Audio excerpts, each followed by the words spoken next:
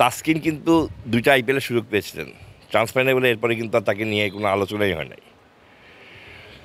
So আমি just আশা করবো যে রিশাদের ভাগ্যটা যেন তাসকিনের মতো না হয় বিপিএলের ক্ষেত্রে। যদি ওই সময় বিসিবি রিশাদকে ওই সময় যদি বিসিবি বিপিএলটা হোস্ট করতে পারে, যে সময় বিগ ব্যাশ আছে, তাহলে আমার মনে হয় এবার রিশাদকে একটা সুযোগ দেওয়া উচিত রিশাদের চুজ করার জন্য যে তুমি কোনটাকে প্রেফার করো। অবশ্যই দেশের ক্রিকেটের জন্য বিপিএল সব দেশেই লোকাল লিগটাকে প্রেফার করা উচিত। তবে আমার মনে হয় যে রিশাদকে টু ডেভেলপ রিশাদকে বিগ ব্যাশের মতো জায়গায় খেলতে দেওয়া উচিত, বিকজ ওখানে গিয়ে খেললে সে তার যে ডেভেলপমেন্ট, আমরা অস্ট্রেলিয়ায় খুব বেশি খেলার সুযোগ পাই না। এসব একটা স্পিনার যদি সে এইসব জায়গায় গিয়ে খেলতে পারে, ওই ডেভেলপমেন্টের জন্য এক্সপিরিয়েন্স গ্যাদার করার জন্যই কিন্তু তাকে বিবিএলে যাওয়া উচিত, বিপিএলকে।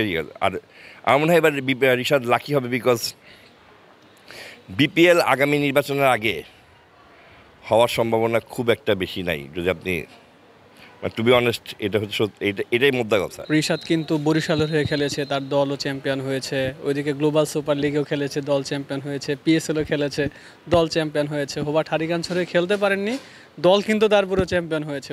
আপনি বলতে পারেন কিনা ফ্রাঞ্চাইজি ক্রিকেটে রিশাদ লাকি চার্ম? হ্যাঁ, এটা তো লাকি চার্ম, এটা অবশ্যই। কারণ তার তো পিএসএলে সে খুবই ভালো খেলছে, টু বি অনেস্ট পিএসএলে খুবই ভালো খেলছে। তবে আমার মনে হয় যে এবার যেই তাকে যদি রিটেন করে ফরচুন বৈশাল, তো রিটেন করলে বা যে দলে তাকে নেয়, তাকে বিপিএল খেলার একটা সুযোগ দেওয়া উচিত দেশের স্বার্থে। আমার মনে হয় না যে রিশাদকে যদি বিপিএল এবার না খেলতে পারে, ধরেন আপনি আপনাকে একটা উদাহরণ দিতে পারি, তাসকিন কিন্তু 2টা আইপিএলের সুযোগ পেয়েছিলেন, চান্স পায় নাই বলে এরপরে কিন্তু আর তাকে নিয়ে কোনো আলোচনাই হয় নাই। সো আমি জাস্ট আশা করবো যে রিশাদের ভাগ্যটা যেন তাসকিনের মতো না হয় বিপিএলের ক্ষেত্রে। কারণ যখন একটা প্লেয়ারকে একবার দুবার নেওয়ার পরেও পাওয়া যাচ্ছে না, তখন কিন্তু তার পরবর্তীতে কোনো ফ্র্যাঞ্চাইজি ওই লিগের তার প্রতি আগ্রহ দেখাবে না।